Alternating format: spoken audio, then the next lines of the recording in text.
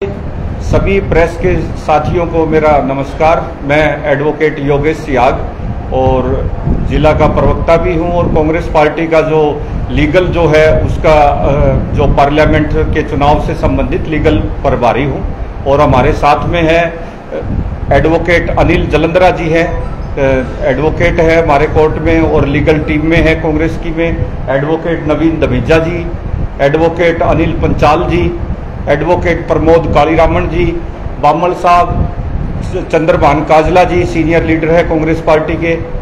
तो आज का जो हमारा विषय है, जैसा कि आपने सभी प्रेस के साथियों ने कल देखा होगा कि जो भाजपा की लीगल टीम ने और भाजपा नेताओं ने कल जो हमारे डीसी साहब है जिला निर्वाचन अधिकारी, उन्हें एक कंप्लेंट दी थी कि जो हमारे कांग्रेस पार्टी के कैंडिडेट हैं उन्होंने अपने नॉमिनेशन फाइल जो पेपर्स के दौरान जो कुछ तथ्यों को छुपाया है, उसके रिगार्डिंग उन्होंने कल कंप्लेंट दी है और उन्होंने एक पीसी भी की थी।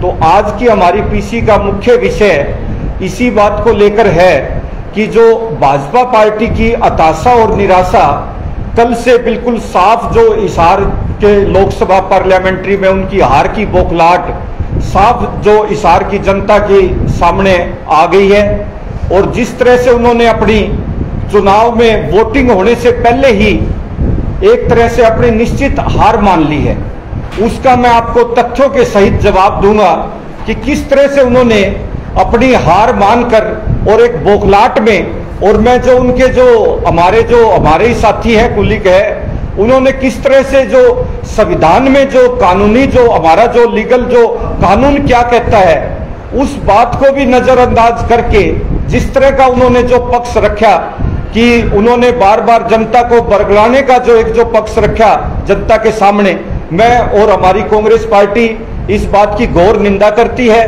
और उनका जो बौखलाहट उनकी स्पष्ट आज हिसार शहर की जनता पूरे हिसार पार्लियामेंट के सामने है।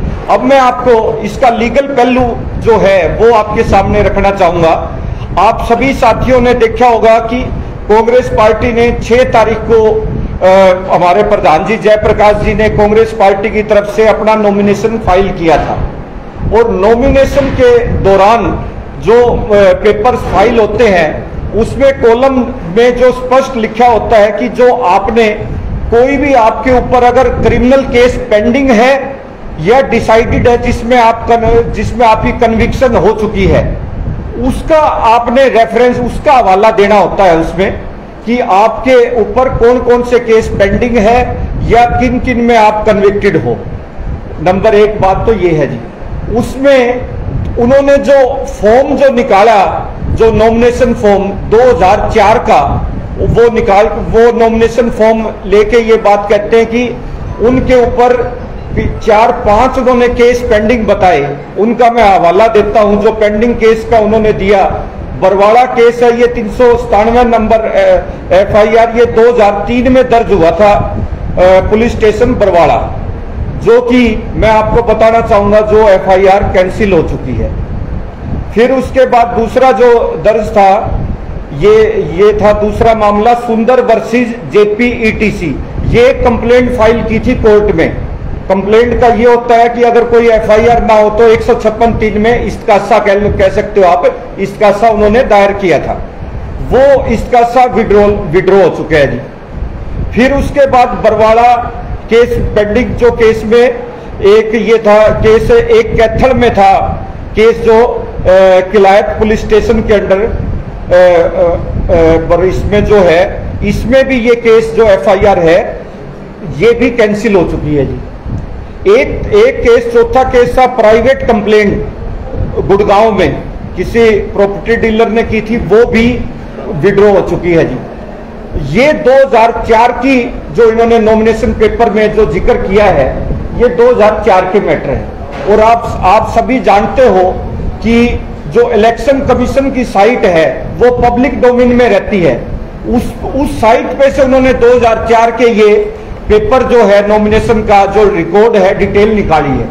उसके बाद मैं बताना चाहूंगा प्रधान जी ने उसके बाद 2009 में चुनाव कॉन्टेस्ट किया है पार्लियामेंट का, 2011 में बाई इलेक्शन, हिसार से ही बाई इलेक्शन पार्लियामेंट का कॉन्टेस्ट फाइट किया है, और 2014 में उन्होंने किलायत से चुनाव लड़ा विधानसभा का।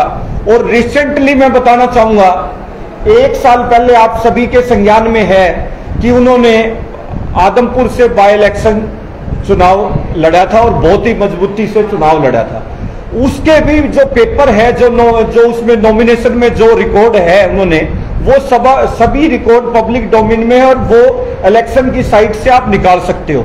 उन किसी भी पेपर्स में जो नॉमिनेशन उन्होंने किया, किसी में भी इन केसेस का हवाला नहीं है। क्यों नहीं है वो मैं आपको बताना चाहूंगा। ये जो हमारी जो गवर्नमेंट की जो भी ये जो हमारी जो है, जो ईसी इलेक्शन कमीशन की जो गाइडलाइन है, उसमें स्पष्ट रूप से मेंशन है कि जो आपने पेंडिंग केस है या जिसमें आपकी कन्विक्शन हो चुकी है, उनका जो केस का रिकॉर्ड जो है आपने स्टेटस उसका रखना होता है। अब आज के दिन कोई भी केस, और आज के दिन नहीं, पिछले 15-20 साल से कोई पेंडिंग ही नहीं है, तो उसका केस का रखने का क्या लॉजिक बनता है जी। और मैं बताना चाहूंगा मेरे आपके माध्यम से उन साथियों तक कि वो 2004 का तो नॉमिनेशन पेपर लिए हुए हैं, उसके बाद के भी तो सभी हमारे जो इलेक्शन कमीशन की साइट पे हैं। और ये आप में से किसी साथी ने पूछा भी था कि भाई वो आप उसकी बाद की डिटेल बता दीजिए, पर उन्होंने कहा कि वो हमारे पास नहीं है।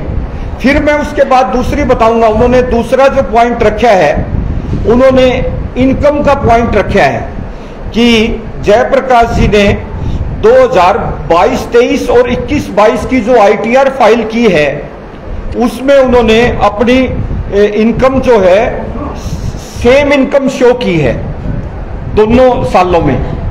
तो ये भी जो मैटर है, सेम इनकम भी हो सकती है, ऐसा कोई रूल या गाइडलाइन नहीं है कि आईटीआर में बिल्कुल सेम नहीं हो सकती। और वो भी जो उसका पक्ष रहता है आईटीआर का, वो भी सारा वेरीफाई है। और जो आईटी डिपार्टमेंट है, इनकम टैक्स डिपार्टमेंट, वो वेरीफाई करता है। और अगर उन्हें कहीं भी कोई ऑब्जेक्शन लगता है तो वो नोटिस देता है। तो वो मामला बिल्कुल क्लियर हो गया है। और उसमें हमारे बीच में डॉक्टर राजवीर सिंह मौर्य जी हैं, ये सीनियर एडवोकेट है और यूनिवर्सिटी में रजिस्ट्रार रहे, हमारे बीच में आए। आपका स्वागत है जी, आइए। तो वो भी बिल्कुल क्लियर हो चुका है कि भाई दोनों इनकम की सेम होके इनकम टैक्स डिपार्टमेंट ने वेरीफाई कर ली है। फिर तीसरा जो उन्होंने पॉइंट रखा है कि उनकी मिसिज का, सावित्री जी ने अपनी जो इनकम जो शो की है, डिपॉजिट 87,000 रुपए उसमें शो किए हैं। और 2016-17 के बाद कि उन्होंने मतलब कोई अपनी इनकम शो नहीं की, आईटीआर नहीं भरी। तो इसमें अगर 16-17 के बाद उन्होंने अपनी फाइल ही नहीं की, तो उसमें उसका कोई भी लॉजिक नहीं बनता, मैं समझता हूं, आप भी समझते हो अच्छी तरह से। फिर इसके बाद एक जो हमारी जो सेक्शन आर्टिकल 329 है कॉन्स्टिट्यूशन में, उसमें क्लियर ये मेंशन है कि वो ये कहता है कि जब भी हमारे जो नॉमिनेशन पेपर है स्क्रूटनाइज हो जाते हैं, जिला निर्वाचन अधिकारी ने उनकी स्क्रूटनी की है, उन्हें वेरीफाई किया है, एक एक चीज वेरीफाई करके फिर सिंबल अलॉट किया गया है। सिंबल अलॉट करने के बाद अगर कोई आपकी अगर किसी की ग्रीवेंसीज है, तो वो इलेक्शन 329 आर्टिकल 329 क्लियर ये कहती है कि वो इलेक्शन पेटिशन डाल सकता है। हमारा कॉन्स्टिट्यूशन ऑफ इंडिया और पब्लिक रिप्रेजेंटेटिव एक्ट में क्लियर ये मेंशन है कि अगर कोई आपकी ग्रीवेंसीज है, आप इलेक्शन पिटीशन में जा सकते हो, उसके अलावा आपके पास कोई ऑप्शन नहीं है। तो ये था हमारा लीगल जो बातें जो थी, जो उन्होंने रखी थी, तो तीनों पॉइंट पे मैंने आपके सामने बात रखी है। और अगर मुझे ये लगता है जब उन साथियों ने इस तरह की कल आके अपनी डीसी साहब को अपनी कंप्लेंट दी है और बकायदा जो उनके बीजेपी के नेताओं ने भी ये बात की है, तो उसमें उनकी हार की जो बौखलाहट है वो बिल्कुल नजर आ रही है। और उसमें इतना कानूनन मैं समझता हूं, वो भी समझते होंगे पक्ष, 0.1% भी कोई भी त्रुटि इनमें नॉमिनेशन जो पेपर में कहीं भी नहीं है। और फिर भी इसके बावजूद जनता के सामने भ्रमित करने वाली बात रखना और इस तरह के अपने विचार रखना, मैं समझता हूं कि अगर उन्हें कोई भी ग्रीवेंसीज है तो वो अपनी इलेक्शन पेटिशन में रखें। और कोई इस तरह का मैटर होता, अगर कोई भी आज के दिन मैं आपके सामने बात रखना चाहूंगा कि उनके ऊपर कोई भी मामला पेंडिंग नहीं है और वो बिल्कुल स्पष्ट है जी। धन्यवाद। आपका कोई सवाल हो तो आप भी। कहीं ना कहीं तरीके से जयप्रकाश जेपी की छवि को खराब करने की कोशिश की है, तो आपकी तरफ से भी कोई कार्रवाई की जाएगी उनको? नहीं, बिल्कुल। अगर हमें इस तरह का, क्योंकि बिल्कुल जो हमने ये सारा जो मामला उनका कल देखा है, जो मैंने उनकी कंप्लेंट भी पढ़ी है, तो अगर इस तरह का लगेगा तो बिल्कुल हम जो डेफेमेशन का केस भी उनके ऊपर दायर करेंगे। जो हमारी लीगल टीम है, हाईकोर्ट में भी हमारी टीम है, केसी भाटिया जी इसका जो हाईकोर्ट में चेयरमैन है इसके लीगल सेल के, तो उनसे भी मेरी बात हुई है। क्योंकि सही आपने सवाल पूछा, क्योंकि इस पूरे मामले में सिर्फ कहीं ना कहीं उनकी एक बौखलाहट नजर आ रही है। कोई भी लीगल ऐसा पहलू नहीं है उनकी। उन्होंने चुनाव में वोटिंग से पहले अपनी हार मान ली है। एक ये बात भी बिल्कुल स्पष्ट है कि मैं समझता हूं कि उन्होंने अपनी निश्चित हार को देखकर एक इस तरह का जो सहारा लेने का प्रयास किया है कि कहीं ना कहीं वो चुनाव को, मैं समझता हूं कि उनकी मंशा ये हुई कोई पोस्टपोन हो जाए या कोई ना कोई, मैं समझता हूं कि उनके माइंड में इस तरह का मैटर होगा कि उन्होंने अपना ये जरूर देख लिया कि आप हार रहे हो, तो इस तरह के उच्च हथकंडे जो लीगल बात रखनी चाहिए एक जनता के सामने भी, और मैं समझता हूं कि इस तरह का पक्ष रखना बिल्कुल गलत है।